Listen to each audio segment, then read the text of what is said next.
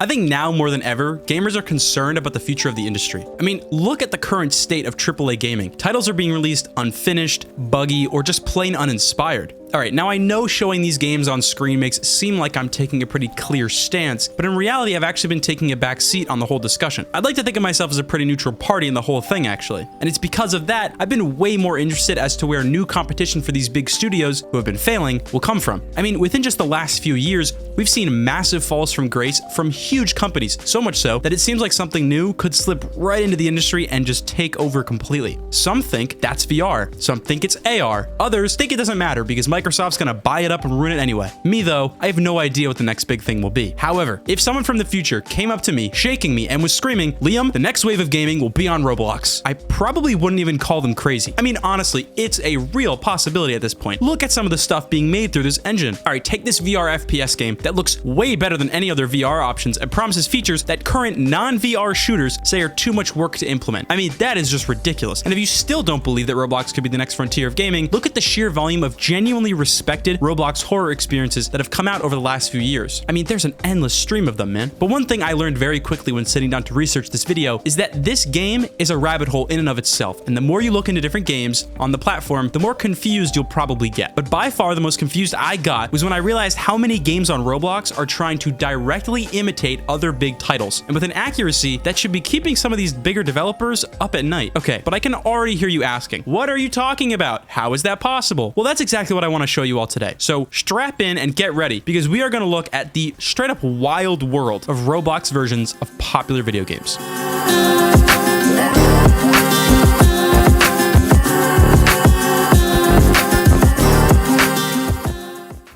I don't see any more reason to stall, so why don't we get right into it? All right, so the first game we're gonna look at is Rust, also known as the source of 99% of the slurs said on the internet. Okay, but seriously, I loved this game and I have for years. On and off throughout high school, me and my friends would take weeks at a time just ruining our lives and degrading our quality of life by a substantial margin just to get a good wipe going. And honestly, I have some of my favorite memories in gaming of all time playing Rust. So I was really curious if I could find a version of Rust on Roblox, and believe it or not, there's a pretty decent version of it on the platform. So this is it. This is Trident Survival, aka Roblox Rust. Now I know what a lot of you are doing right now. You're making assumptions about the game and comparing it to Rust already, but hold off on that. Let's go back a little bit to the menus where I logged into the game first. I was greeted with this warning message, which said that because my account was untrustworthy, I would have to play the unverified servers.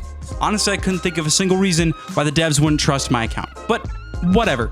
That aside, I found a server that had a small population so that I could learn the mechanics on it, and I logged in. And upon entering the game, the first thing that I noticed was that the graphics look a lot different than any Roblox game I've ever known. I've known Roblox to be consistently pretty janky and a little bit of a mess, but this actually matches the atmosphere that I know Rust to have a lot better. The trees, the rocks, the terrain, even the UI all look pretty good and have a distinct energy to them. But anyway, down to the gameplay mechanics. The first thing you'll notice when you actually play Trident is that everything moves a lot faster. There's not a lot of waiting around, and all the mechanics you need to learn, you can learn pretty fast. That differs a lot from Rust, where everything takes a while, and there's a lot of introduction and exposition in order to actually become at all good at the game, which kind of led me to a certain conclusion. So, listen, we're comparing Rust, a $40 game made by an entire studio with a thriving content scene, an entire economy, to a Roblox game developed probably by 2 to 3 people,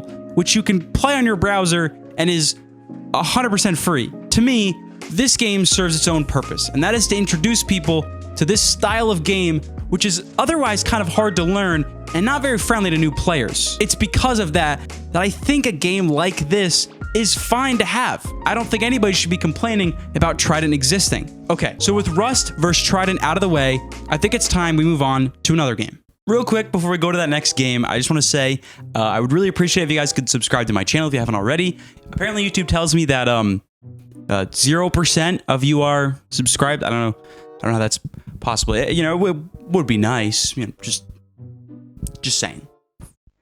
So we looked at one survival game, but now I want to look at another one, except this time a survival horror game. This is Poppy's Playtime, a game which most of you have probably seen and or heard of, seeing as it blew up within the last few years, kind of turning into an entire franchise. So Poppy's playtime definitely does appeal to a younger audience, but regardless of that, I think it actually holds up. Graphically, it looks pretty nice, and the mechanics that are in the game are pretty solid and fun. But unlike Rust, I don't have any rich history involved with Poppy's playtime. I only found the Roblox version of this game because I was looking for more games to cover in this video. And when I saw it in Roblox, I figured, why not give it a shot?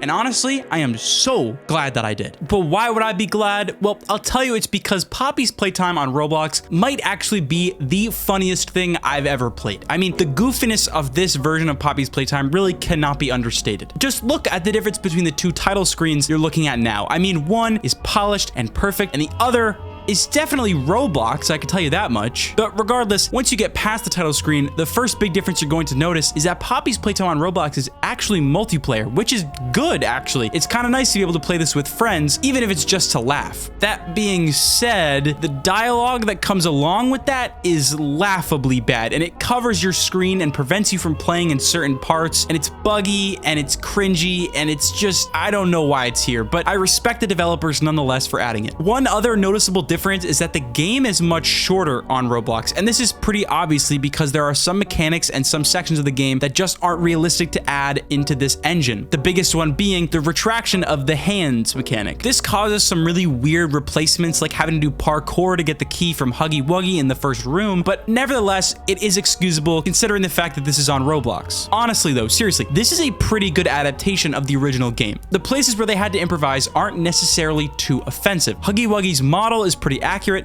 The environment, while of course less detailed, resembles the source material faithfully, and the jump scare, okay, well maybe it's not perfect, but it's at least something. I think this version of the Poppy's Playtime Chapter 1 experience has its place as a way to get the experience you would in the original, but if you wanted to do it with some friends. Unlike Trident Survival, it's less of an introduction into this type of game, and more of just something to laugh at with your friends if you already know the source material.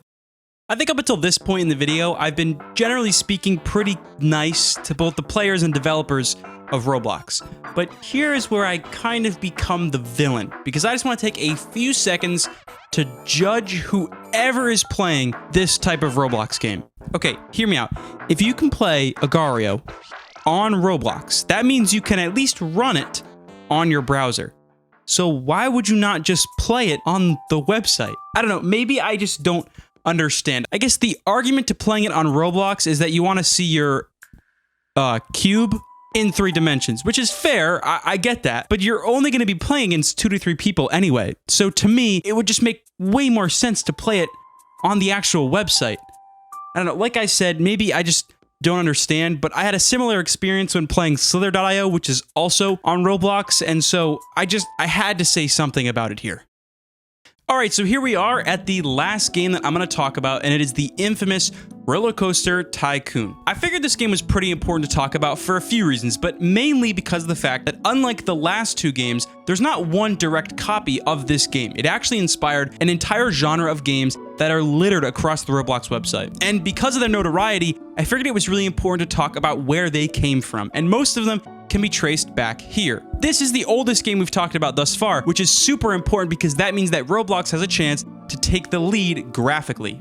As well as that, the concept behind the gameplay here is rather simple. You omnisciently take over a theme park and try to lead it to as much success as possible, building rides and amusements that hopefully customers will enjoy. That concept leaves a lot of room to be improved on and expanded, which hopefully the Roblox version will do. So which Roblox version am I going to talk about and pit up against this game? Well, I think really the only one it can be is Theme Park Tycoon 2. Interestingly enough, that's the only game so far I've actually played previously, which also made me kind of nervous because I was apprehensive if I would enjoy it as much now as I did back then. Theme Park Tycoon 2. Oh boy. What's really interesting about this Roblox game is that unlike the other 2 major ones we've looked at, it's not a direct downgrade of the original game. It's a different take on the exact same concept, which makes the whole situation a lot more complicated because comparing the 2 games is really easy and also really hard. But right off the bat, I want to give the game props for the graphical improvements on not only Roller Coaster Tycoon, but most other Tycoon games on Roblox. At the end of the day, it's a Tycoon game, so the game looks about as good as you want it to, but the elements that the game gives you to work with makes that a lot easier. Okay, but let's get down to the gameplay. I'm not not sure if it's nostalgia, just clean game mechanics, or my pure bias for games where I can tinker with things, but it's a very good example of a tycoon game that does things right. So basically, it's the same as Roller Coaster Tycoon. You are the owner of a theme park, and you need to get people to come. You can build roller coasters, put down preset rides, or build concessions and facilities. So did they expand on the original concept by a crazy margin? No, not really. But is the execution of the mechanics they have good? Yes, 100%. This game is a major improvement of that original system. In terms of ease of access, quality of life elements, and general fluidity, this game is very solid. Keep in mind though, I'm saying all of this considering it is Roblox. But I've said this for every game we've looked at. When push comes to shove, it's free, and you can play it on any platform, and it's easy to get into, so it's hard to be super overcritical. But to wrap everything up, Theme Park Tycoon 2 holds up, especially for a Roblox game, and there's an argument to be made that because of how fluid it feels, it might be better than its predecessor. But that's about it for